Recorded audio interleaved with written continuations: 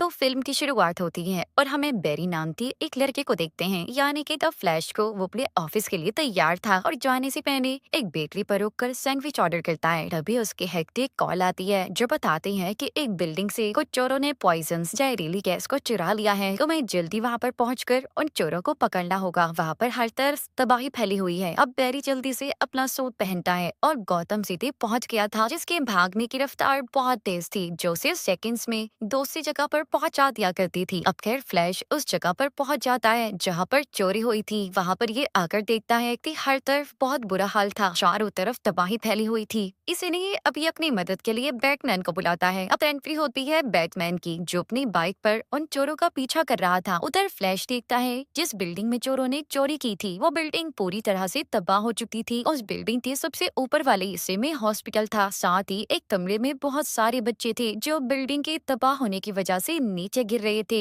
लेकिन फ्लैश अपनी super speed और पावर का इस्तेमाल करके सभी बच्चों को बचाने की कोशिश कर रहा था। यहाँ पर उसकी बैटरी भी लो हो जाती है। कभी उसमें हवा में सब कुछ रोक दिया था और एक माइक्रोवेव से कुछ चीजें निकाल कर खाता है, कुछ फिर से खाता है, जिसके बाद उसकी बैटरी चार्ज हो गई थी। अब वो सभी बच्चों को इतने करके बचाता है। सभी की उसमें एक लाइन बना दी थी और फिर बड़े आराम से सभी बच्चों को पकड़कर सही सलामत नीचे उतार लेता है। इसके बाद हमें बैटमैन दिखाया जाता है जो उन चोरों का अब तक पीछा कर रहा था। वो अपनी बाइक को टक्कर मार के उन चोरों की गाड़ी के ऊपर चढ़ गया था। अब उन सभी को मार मार के गाड़ी से बाहर निकाल देता है। अब इन्हीं के साथ लड़ाई करते हुए वो उस गाड़ी समेत उस चोर के साथ पुल से नीचे गिर जाता है, जिसके पास पॉइजन जहरीली गैस थी। बैटमैन और वो चोर पुल से लटके हुए थे। तभी यहाँ पर आती है वंडर वुमैन, जिसने अपनी रस्सी फेंककर बैटमैन और उस चोर को बचा लिया था। उधर फ्लैश ने भी सबकी जान को बचा लिया था और फिर जिसके बाद उन चोरों को पुलिस के हवाले कर दिया जाता है। इसके बाद बेरी यानी कि फ्लैश दोबारा उसी बेकरी में जाता है और अपने लिए सैंडविच लेकर ऑफिस आ गया था, जहाँ पर उसको बॉस से अब बहुत डांट पड़ती है क्योंकि वो लेट हो गया था। मगर खैर वो ऑफिस में अपना काम पूरा करता है और फिर जिसके बाद उसकी मुलाकात होती है अपनी एक पुरानी दोस्त से जो कि एक वकील थी। वो फ्लैश यानी कि बेरी से कहती है कि मैं तुम्हारी डैड के केस पर काम कर रही हूँ और मुझे इस बात का बहुत दुख है कि मैं उन्हें नहीं बचा सकती, क्योंकि सारे सबूत तुम्हारे डैड के खिलाफ हैं। सबका यही कहना है कि तुम्हारे डैड ने तुम्हारी मॉम को मार दिया था। कल वो अदालत में पेश होंगे और मुझे लगता है उन्हें सजाए मौत हो जाएगी। ये बात सुनकर बेरी को गुस्सा आ जाता है क्योंकि वो जानता था कि उसकी मॉम को उसके डैड ने नहीं मारा। अब रात को बेरी दोबारा से अपना द फ्लैश का सूट पहनता है और अपने पुराने घर के सामने जाकर खड़ा हो गया था और उस दिन को याद करने लगता है जिस दिन उसकी मॉम की मौत हुई थी। दरअसल उस दिन हुआ ये था कि उसकी मॉम खाने में कुछ नया बनाने वाली थी। जब वो मार्केट से सामान लेने गई तो वो टमाटो केचप भूल आई थी और फिर जिसे लेने वो बेरी के डैड को बेचती है, क्योंकि टमाटो केचप उस रेसिपी के लिए बहुत जरूरी था। अब बेरी के डैड टमाटो केचप लेने मार्केट चले गई और बेरी खुद अपने कमरे में आ गया था। कुछ देर के बाद बेरी को अपनी मॉम के चिल्लाने की आवाज आई। जब उसने बाहर आकर देखा तो उनके घर में चोर आ गए थे जो बेरी की मॉम को चाकू मार कर वहाँ से भाग जाते हैं, और साथ ही वहाँ पर उसके डैड भी आते थे। मगर चाकू लगने की वजह से उसकी मॉम की मौत हो गई। तभी उधर पुलिस भी आ जाती है, जिन्हें देखकर ये लग रहा था कि बेरी की मॉम को बेरी के डैड ने मारा है, क्योंकि उस वक्त उसकी मॉम के पास उसके डैड बैठे थे और यही वजह थी। पुलिस उन्हें पकड़कर अपने साथ ले गई। अब कहानी दोबारा से प्रेजेंट यानी कि मौजूदा दौर में आती है। बेरी यानी कि जो अब द फ्लैश के रूप में था, वो सोचता है अगर उसकी मॉम मरती ही ना तो उसके डैड भी आज पुलिस के पास ना होते। ये सोचकर वो अपनी पावर स्पीड का इस्तेमाल करता है और बहुत तेज भागता है। भागते हुए उसके पाँव से बिजली निकल रही थी। अब वो भागते भागते उसने एक टाइम ट्रेवल कर लिया था। वो एक अलग ही दुनिया में पहुंच जाता है जहाँ पर उसे अपनी माजी में हो रही सभी हाथ से याद आने लगते हैं। जिसे चाहता तो वो बदल भी सकता था, मगर फिर वो दोबारा से अपनी दुनिया में आ जाता है और आकर अब वो सीधा बैटमैन के पास जाता है। उससे कहता है अगर पास्ट में मेरी मॉम मरी ही ना होती तो आज मेरे डैड को जेल ना होती। क्यों ना मैं इन सब चीजों को पास्ट में जाकर दोबारा से सब कुछ ठीक कर दूं, मैं बदल दूं इन चीजों को।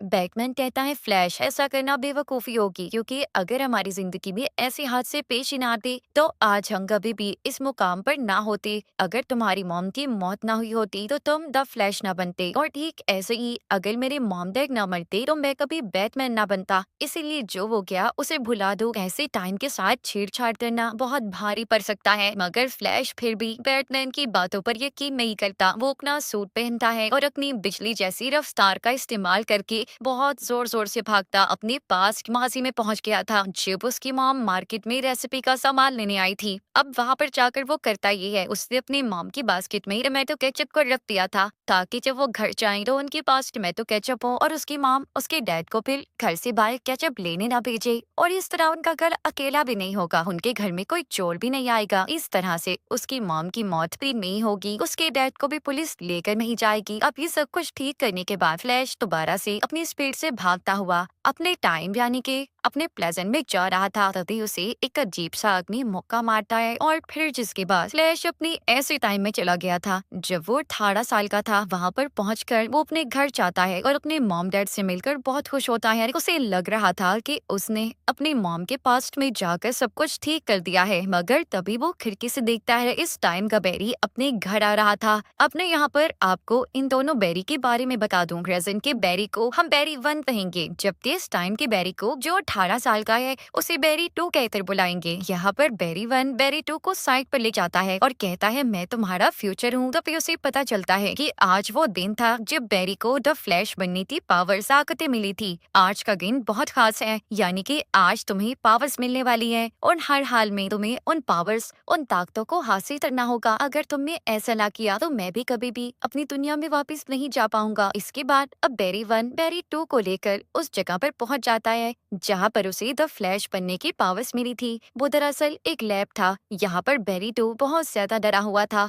बेरी 1 उसको एक कुर्सी पर बिठाता है और तभी खिड़की से जोरदार कड़कड़ाती चमकती हुई बिजली बेरी 1 के अंदर से गुजरते हुए बेरी 2 में आ गई थी, जिसका मतलब ये था कि बेरी 2 को द फ्लैश बनने की पावर्स मिल गई थी, मगर बेरी 1 ने अपनी सारी पावर्स को खो दिया था। इस वजह से अब वो अपने टाइम यानी कि अपने प्रेजेंट में भी वापस नहीं जा सकता था। वहीं पर दूसरी तरफ हम इसी टाइम लाइन यानी कि पास्ट वाली बेरी 2 को देखते हैं, जो अपनी पावर्स अपनी ताकतें हासिल करने के बाद इतना खुश था कि सड़कों पर यहाँ वहाँ भागने लगता है। उसने अभी सही तरह से द फ्लैश की पावर्स को जाना ही नहीं था कि उसके भागने से कितनी तबाही हो सकती है। वहाँ पर रोड्स पर बहुत से एक्सीडेंट्स भी हो जाते हैं। बेरी 1 बेरी 2 को समझाता है कि तुम्हें अपनी पावर्स पर काबू पाना होगा, जिसके बाद वहाँ पर दोनों की नजर टीवी पर पड़ती है, जिसमें एक जनरल जॉर्ड बता रहा था कि एक सुपर हीरो यहाँ तुम्हारी दुनिया में है, अगर तुमने उसे मुझे वापस न दिया तो मैं पूरी दुनिया को तबाह बर्बाद कर दूंगा। जनरल जॉर्ड की बातें सुनकर बेरी समझ गया था कि ये सुपरमैन की बात कर रहा है। वो सोचता है अगर सभी सुपर हीरोज को इसी दुनिया यानी कि माजी की दुनिया में बुला लिया जाए तो सब कुछ ठीक हो जाएगा। हम सभी मिलकर जनरल जॉर्ड की आर्मी का मुकाबला करेंगे जो सुपर हीरोज का दुश्मन है। क्योंकि बेरी को अच्छे तरीके से याद था, उसने पास्ट में देखा था कि सुपरमैन जनरल जॉर्ड की आर्मी के सामने अकेला पड़ चुका था। उस वक्त बेरी भी अपनी द फ्लैश के रूप में था, लेकिन वो सुपरमैन को ना बचा सका क्योंकि उस वक्त उसे नई नई पावर्स आते मिली थी। अब ये सब कुछ जाने के बाद बेरी 1 यानी कि प्रेजेंट से आया हुआ फ्लैश यहाँ पर सभी हीरोज के बारे में सर्च करने लगता है, जिससे उसे पता चला था कि इस दुनिया में तो सुपर हीरोज का कोई अता पता नहीं है कि वो कहाँ पर हैं। वंडर वुमन को तो इस दुनिया में किसी ने बेकारी में, पर जबकि एक्वामैन तो इस दुनिया में पैदा ही नहीं हुआ।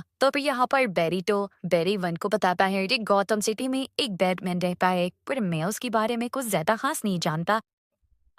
अब ये उसे वहां पर अपने साथ ले गया था, जहाँ पर जाकर बेरी 1 एक बहुत पुराने बैटमैन से मिलता है और उससे सुपरमैन के बारे में पूछता है। बैटमैन बताता है बहुत सालों पहले एक ईगन बच्चा एक पार्क में जमीन पर आते गिरा था, मगर साइबेरिया की एक क्रिमिनल टीम उसे उठा कर ले गई और मुझे लगता है इस दुनिया का वो ही सुपरमैन है। ये सुनकर बेरी कहता है तो फिर तो हमें किसी भी आगने से बचाना होगा, क्योंकि जनरल जमीन पर आ गया है। अब दिल से रोकना भी तो वो पूरी दुनिया को बर्बाद कर देता और सुपरमैन के बिना तो हम जॉर्ड को भी नहीं हरा सकते। अब ये तीनों बैटमैन को लेकर उसके बैट स्पेस में बैठकर उस फैसिलिटी तक पहुंच जाते हैं जहाँ पर सुपरमैन को कैद किया गया था। उधर पहुंचने के बाद अब ये वहाँ पर सबको रेटी करके मार लिए थे। बेरी 1 ने अपनी द फ्लैश का सोर बेरी 2 को दे दिया था, क्योंकि इस लेवल इस दुनिया की बेरी 2 के पास थी। वहाँ पर सभी सोल्जर्स फ्लैश को मारने वाले थे। उसके सामने बेरी वरना चाहता है, मगर इस दुनिया के फ्लैश यानी कि बेरी टू ने प्रेजेंट की बेरी को बचा दिया था। बेरी की हालत यहाँ पर बहुत खराब थी, उसे उल्टी आने लगती है। अभी यहाँ पर एंट्री लेता है बैगमैन। उसने पेटी कर दी, सभी सोल्जर्स को मार दिया था और ये अभी तीनों उस जगह पर जाते हैं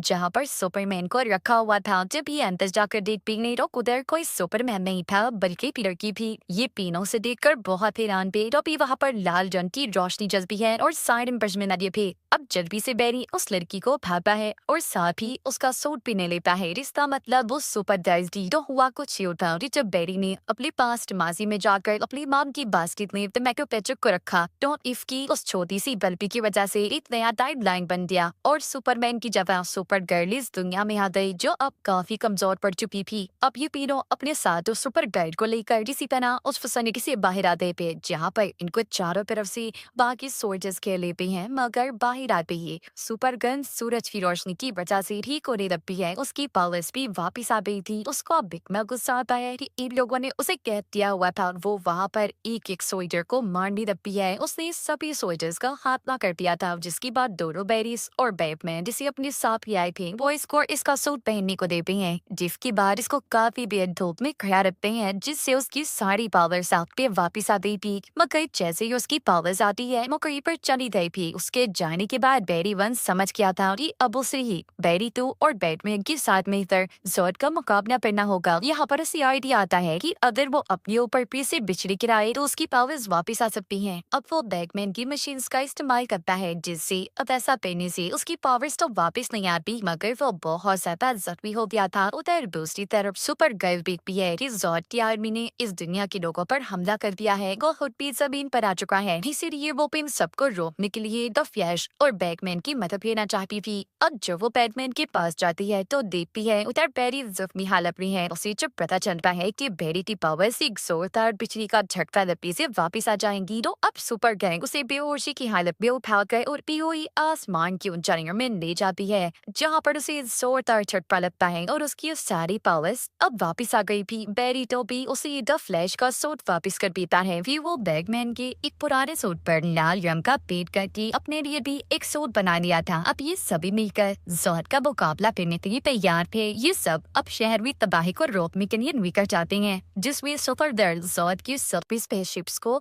अपनी पावर से बात रही थी जबकि दोनों द फ्लैश मिलकर बैटमैन के साथ जोड की आर्मी को मार रहे थे। अब सुपर गर्ल जोड के साथ एक लंबी लड़ाई करती है। दोनों एक दूसरे पर भारी पड़ रहे थे। सुपर गर्ल अपनी आंखों से तेज लेजर लाइट रोशनी निकालती है मगर जोड उससे ज्यादा ताकतवर था। उसने सुपर गर्ल को इस लड़ाई में हरा दिया था जिस वजह से उसकी मौत हो जाती है। इस लड़ाई में बैटमैन भी मारा गया था जिसके बाद दोनों बेरी जर्नी के दोनों फ्लैश मिलकर ये फैसला करती हैं कि वो दोनों पास्ट में जाएंगे जहाँ पर ये सुपर गर्ल और बैटमैन को दोबारा से जिंदा कर सके।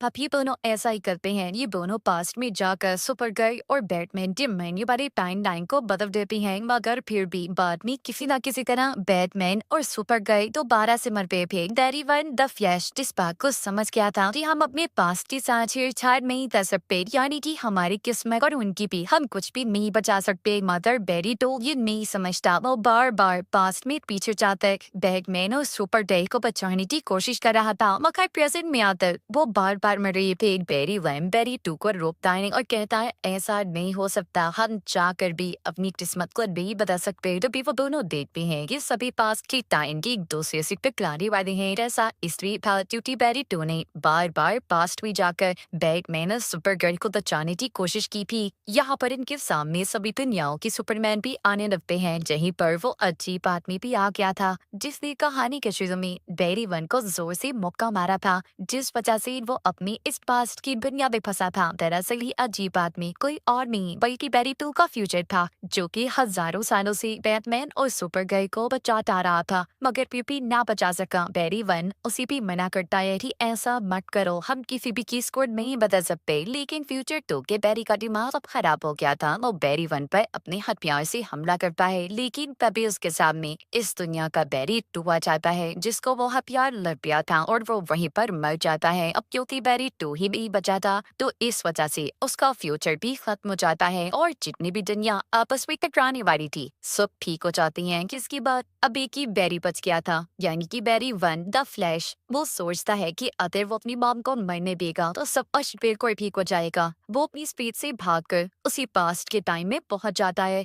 जब उसने टोमेटो केचप को अपनी मॉम की बास्केट में रखा था। इस बार ये उसे उठाकर दोबारा से शेफ पर रख देता है, मगर यहाँ पर उसने नया आइडिया इस्तेमाल किया था। वो उस टोमेटो केचप को उसकी असल जगह पर नहीं रखता बल्कि उसे ऊपर वाली शेल्फ पर रख देता है, जिसके बाद वो अपनी टाइम में यानी कि प्रेजेंट में वापिस आ जाता है जहाँ पर सब कुछ बिल्कुल ठीक हो चुका था। अब अगले दिन उसकी डैड की कोर्ट में पेशी थी जहाँ पर वकील को एक वीडियो मिलती है। ये उस वक्त की थी जब बैरी की मॉम की मौत हुई और उसकी डैड टोमेटो केचप के मार्केट में आई हुए थी। और जब वो टोमेटो केचप को ऊपर वाली शेल्फ से उठाने लगते हैं तो उनका चेहरा भी वीडियो में आ गया था, जिससे ये बात साबित हो गई थी कि उस वक्त बैरी के डैड घर पर नहीं थे। उन्होंने बैरी की मॉम को नहीं मारा था और इस वजह से बैरी के डैड को छोड़ दिया जाता है। ये सब कुछ बैरी ने किया था, उसी टोमेटो केचप को ऊपर वाली शेल्फ पर रखा था। इसके बाद बैरी को बैटमैन की कॉल आती है जो कहता है कि मैं तुमसे मिलने आ रहा हूँ। बैरी जब उससे मिलने जाता है तो वो कोई और आदमी था। बैरी कहता है इस दुनिया का असली बैटमैन कहाँ पर है। वो कहता है मैं ही बैटमैन हूँ। इसका मतलब हुआ ये था कि बैरी अभी भी अपने असली टाइम में वापिस नहीं आया था, क्योंकि उसने केचप की बोतल को उसकी असली जगह पर नहीं रखा था और इसी वजह से उसकी किस्मत दोबारा बदल गई। वो दोबारा किसी और टाइम में आ गया। इसके बाद कहानी के आखिर में हमें दिखाया जाता है कि बैरी यानी कि द फ्लैश इस दुनिया की